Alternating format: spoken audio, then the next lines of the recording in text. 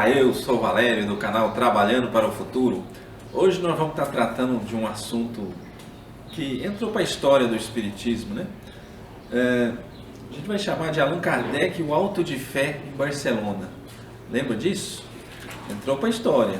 Então, nós vamos ler alguns trechos que a gente tirou das obras do Kardec mesmo, lá de obras póstumas. A gente vai colocar na bibliografia do vídeo, né, de onde é que a gente tirou as informações. Então vamos ler e vamos comentar alguma coisinha, né? Bom, Allan Kardec e o Auto de Fé em Barcelona. Essa primeira mensagem ela saiu foi em 21 de setembro de 1861, que foi na casa de Allan Kardec a reunião, né, onde a mensagem foi produzida. Auto de Fé em Barcelona, apreensão dos livros, que é o título. A pedido do Sr. Lachatre, então residente em Barcelona, eu lhe enviara certa quantidade de O Livro dos Espíritos, O Livro dos Médiuns, das coleções da Revista Espírita, além de diversas obras e brochuras espíritas, perfazendo num total de 300 livros. Então Kardec vendeu para esse Lachatre 300 livros para ser entregue na cidade de Barcelona. Esse Lachatre, o nome dele é Maurice Lachatre, era um editor francês, achava-se estabelecido em Barcelona com uma livraria, e quando solicitou para Kardec, comprou de Kardec uma partida de livros espíritas para vendê-los na Espanha. Quando os livros chegaram ao país, foram apreendidos na alfândega por causa do bispo de Barcelona, Antônio Palau Termes, sob a alegação de que a Igreja Católica é universal e os livros sendo contrários à fé católica, o governo não pôde consentir que eles vão perverter a moral e a religião dos outros países.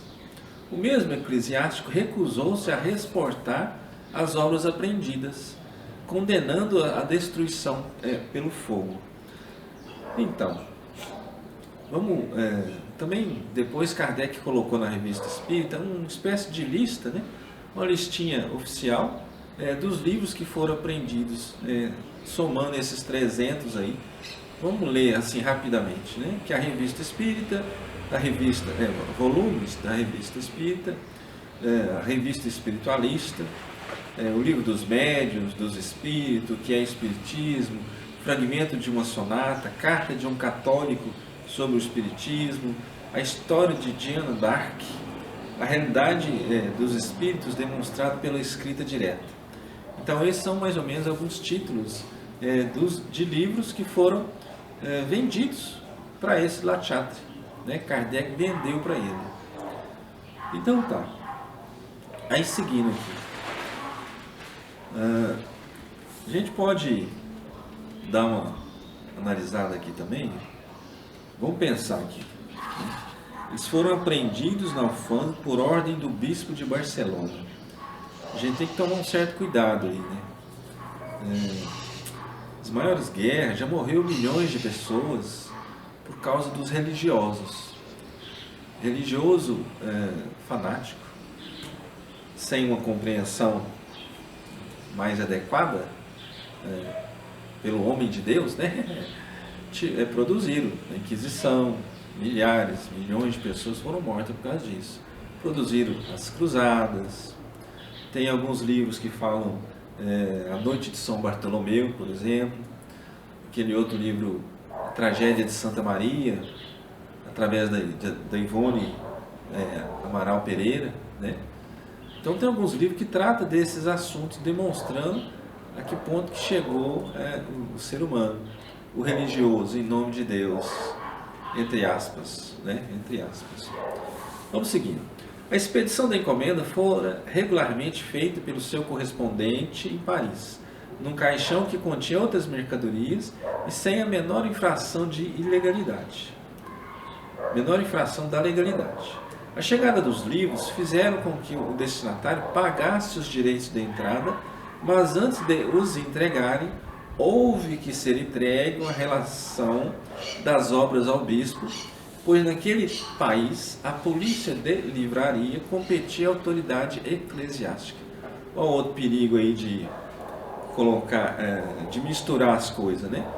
Porque de repente se coloca uma pessoa que tem uma determinada religião para exercer um certo cargo, essa pessoa, se não tiver um bom senso, ela pode acabar assim, beneficiando a religião dela e prejudicando pessoas que são de outras religiões. Então é interessante que não haja essa mistura, né? Ou se houver, a pessoa tem que ter o bom senso de não provocar esse tipo de julgamento aí, né? Eu estou certo, vocês estão errados. Olha que coisa. Não é uma pretensão muito grande? Foi o que aconteceu aqui, né? Bom, o bispo, tomando conhecimento da relação dos livros, ordenou que eles fossem apreendidos e queimados em praça pública pela mão do carrasco. A execução da sentença foi marcada para 9 de outubro de 1861. Então, se eles não estavam de acordo, eles podiam ter devolvido os livros, né? Mas pegaram, receberam os livros, o fulano lá teve que pagar a entrada dos livros e depois queimaram em praça pública, querendo demonstrar que aquele tipo de leitura era incorreta, né? Incorreta. Se houvesse tentado introduzir aquelas obras como contrabando, a autoridade espanhola teria o direito de dispor delas à sua vontade. Mas desde que absolutamente não havia fraude, nem surpresa, como provava o pagamento espontâneo dos direitos, fora de rigorosa justiça que se ordenasse a reexportação dos volumes, uma vez que não convinha se lhes admitisse a entrada. Ficaram, porém, sem resultado as reclamações apresentadas por intermédio do cônsul francês em Barcelona. O Sr. Lachatre me perguntou se valeria a pena recorrer à autoridade superior. Opinei porque se deixasse consumar o ato arbitrário. Entendi, porém, acertado, ouvir a opinião do meu guia espiritual. Então tem situações que é interessante também trocar ideia com o guia espiritual, né? Porque eles têm uma visão assim maior do que a nossa. A nossa é muito limitada ainda. Aí, numa dessas reuniões, foi feita uma pergunta, né, para o Espírito de Verdade. Não ignora, sem dúvida, o que acaba de passar-se em Barcelona com algumas obras espíritas. Quererás ter a bondade de dizer-me se convirá prosseguir na reclamação para a restituição delas? Aí a resposta: por direito, podes reclamá-las e conseguirias que te fossem restituídas, se te dirigisses ao ministro de Estrangeiros da França. Mas, ao meu parecer, desse auto de fé resultará muito maior bem do que o adviria da leitura de alguns volumes. A perda material nada é a par da repercussão que semelhante fato produzirá em favor da doutrina. Deves compreender quando uma perseguição tão ridícula quanto atrasada poderá fazer a bem do progresso do espiritismo na Espanha. A queima dos livros determinará uma grande expansão das ideias espíritas e uma procura febricitante das obras dessa doutrina. As ideias se disseminarão lá com maior rapidez e as obras serão procuradas com maior avidez, desde que as tenham queimado. Tudo vai bem. Outra pergunta, né? Convirá que eu escreva a respeito de um artigo para o próximo número da revista? Resposta, né? Espera o auto de fé. Então, na consulta que ele fez aqui, a conversa que ele teve com o mentor dele, o mentor explicou que ele até ganharia, teria direito de ser restituído, né? Até ganharia. Mas que se acontecesse o fato de tão ridículo queimar obras, né? De tão ridículo que ajudaria na divulgação. Porque você proíbe o negócio e queima em praça pública, as pessoas vão pensar assim, mas o que tem de interessante nesses livros? Eu quero ver também, eu quero aprender, ler o que está acontecendo aqui. Então, realmente foi um tiro no pé que o bispo deu querendo abafar a doutrina espírita, e conseguiu foi muito pelo contrário, né? Querendo prejudicar o avanço, a divulgação, ele conseguiu fazer foi o contrário. Ele acabou propagando, aumentando a divulgação da doutrina espírita na Espanha. Bom, teve outra reuniãozinha, 9 de outubro de 1861, Auto de Fé em Barcelona também é o título, né? Essa data ficará assinalada nos anais do Espiritismo, por motivo do auto de fé praticado com os livros espíritas em Barcelona. Eis aqui um extrato da ata da execução. Neste dia, 9 de outubro de 1861, às 10h30 da manhã, na esplanada da cidade de Barcelona, no local onde são executados os criminosos condenados ao derradeiro suplício, e por ordem do bispo desta cidade, foram queimados 300 volumes e brochuras sobre o Espiritismo, a saber, o Livro dos Espíritos, por Allan Kardec, etc. No local onde são executados os criminosos. Então, considerava esses livros um tal poder assim, pernicioso de maldade, né? Como se fossem os criminosos, a ponto de ser queimado no mesmo lugar. E aí realmente entrou para a história do Espiritismo, que quando a pessoa está estudando sobre o Espiritismo, ele com certeza vai ler sobre o que aconteceu o Auto de Fé lá em Barcelona. Ele vai ler isso aí. Entender que hoje em dia a gente tem assim, muito melhor do que antigamente, né? Isso aqui ainda foi um traço da Inquisição, um restinho da Inquisição, o poder da igreja. Esse negócio é complicado. Esse negócio é complicado. Não devemos ir por esse caminho. Tem que ter uma expansão maior assim, de consciência, uma abertura maior de consciência. A gente não pode misturar as coisas. Bom, assistir ao auto de fé, um sacerdote com os hábitos sacerdotais, empunhando a cruz numa mão e uma tocha na outra. O escrivão encarregado de redigir a ata do auto de fé. Um ajudante de escrivão, um empregado superior da administração da alfândega. 3 serventes da alfândega encarregados de alimentar o fogo. Um agente da alfândega representando o proprietário das obras condenadas pelo bispo. Uma multidão incalculável enchia as calçadas e cobria a imensa esplanada onde se erguia a fogueira. Quando o fogo consumiu os 300 volumes ou brochuras espíritas, os sacerdotes e seus ajudantes se retiraram cobertos pelas vaias e maldição de numerosos assistentes, que gritavam: abaixo a Inquisição! Pensa só, abaixo a Inquisição! Em seguida, várias pessoas se aproximaram da fogueira e recolheram as suas cinzas.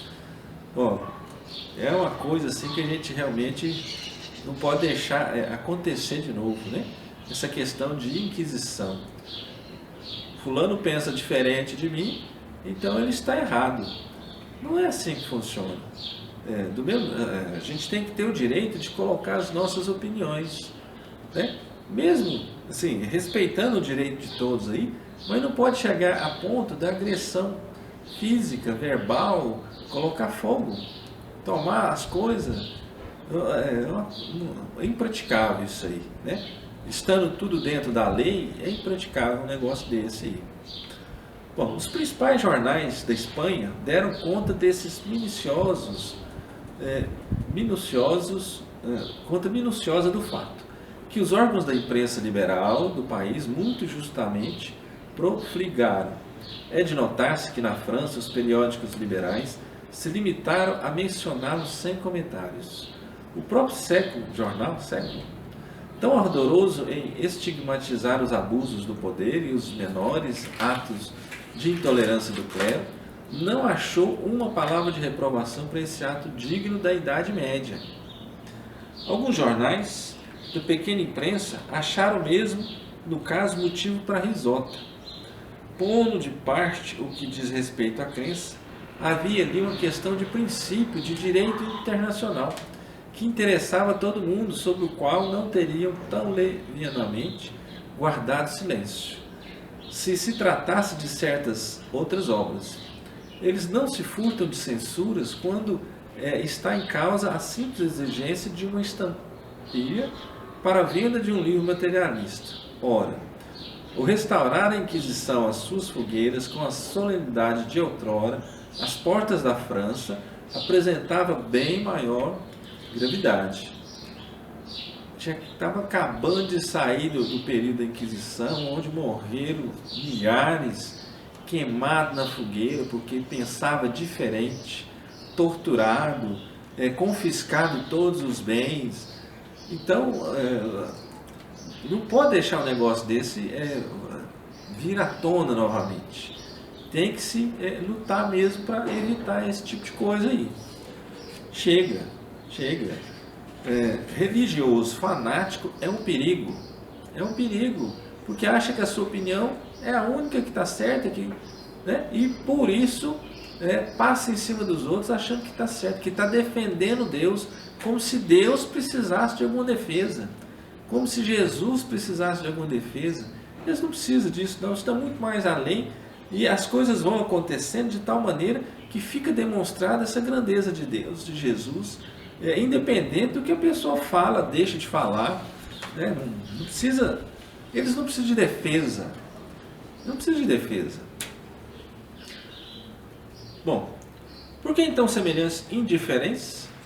É que estava em jogo uma doutrina a cujos progressos a incredulidade assiste com pavor, a doutrina espírita, né? Reivindicar justiça para ela fora consagrar-lhe o direito à proteção da autoridade e aumentar-lhe o crédito. Seja como for, o auto de fé em Barcelona não deixou de produzir o esperado efeito, pela repercussão que teve na Espanha, onde contribuiu fortemente para propagar as ideias espíritas. Veja-se a Revista Espírita de novembro de 1861, Resquícios da Idade Média, o auto de fé em Barcelona. Então, queria abafar, apagar a ideia, como se destruindo alguns livros fosse o suficiente para apagar as ideias que geraram esses livros, né?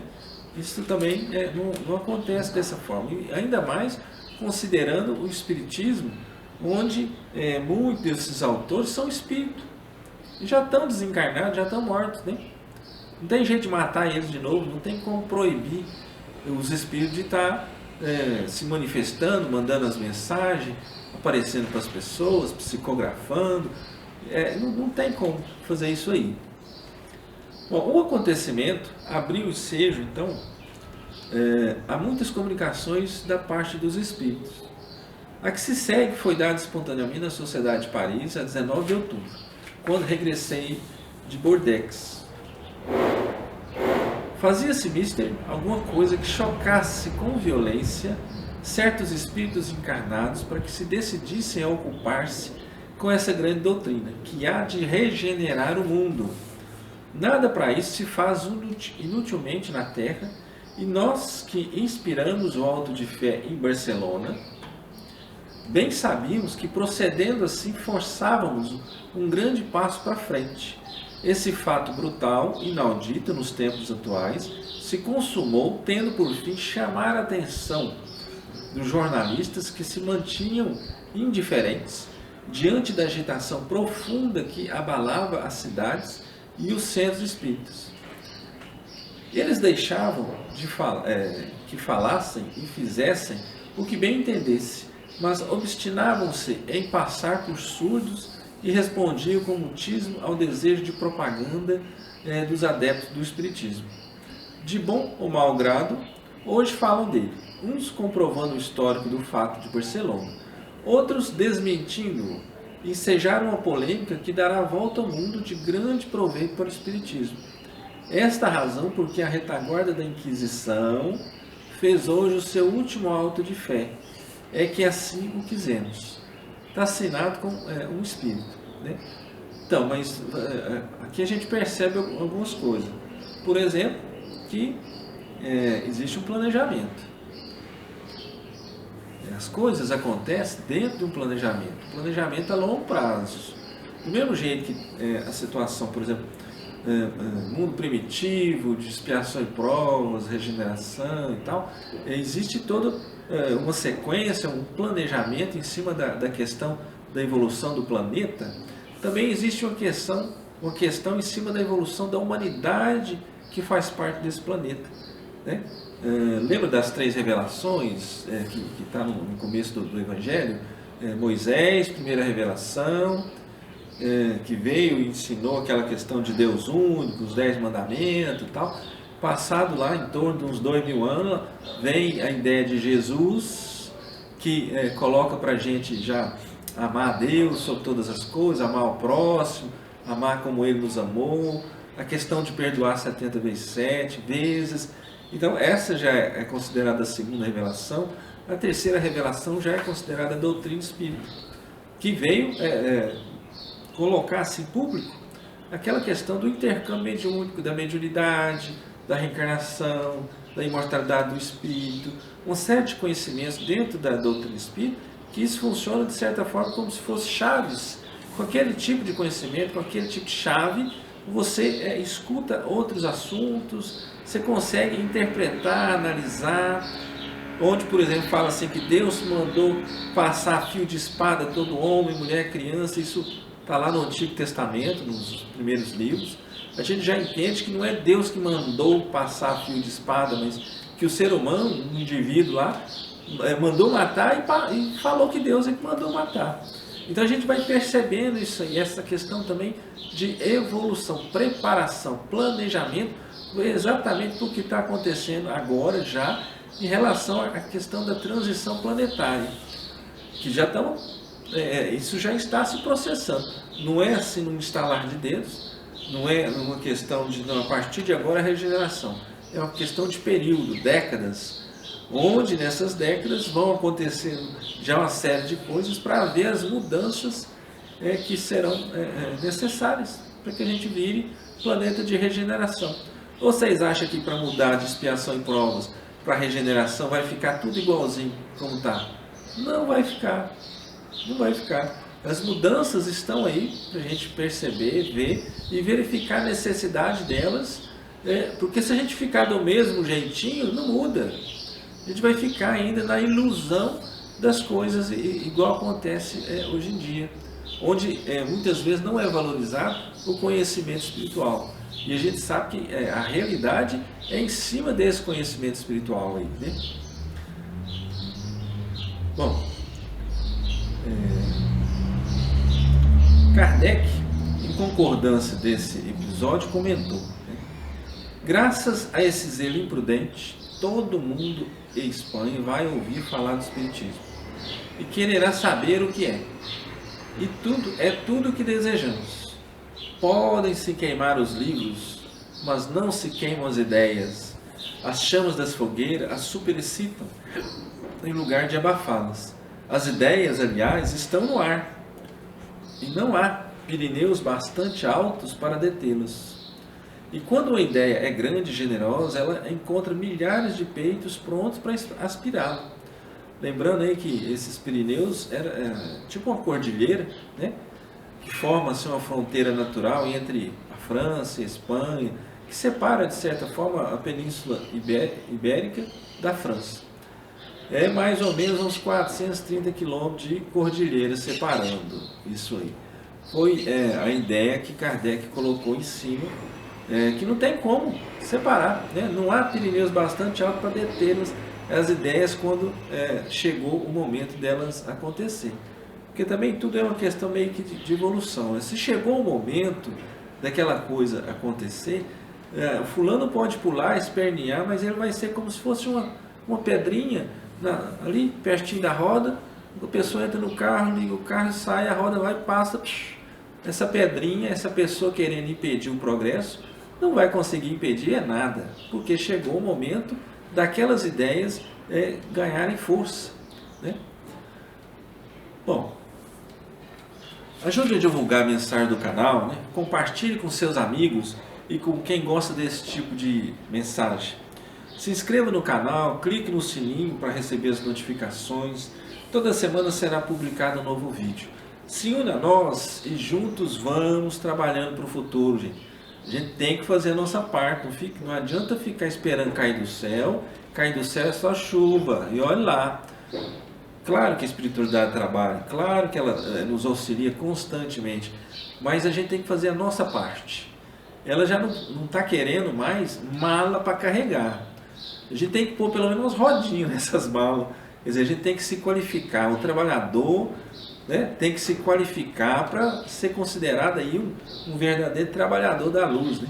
Tem que amai-vos e instruí-vos. Desenvolva os seus sentimentos, as suas virtudes e desenvolva o seu conhecimento. Orai, vigiai. Então é em cima disso aí. Trabalhando. Dê o seu like. Assista os outros vídeos do nosso canal.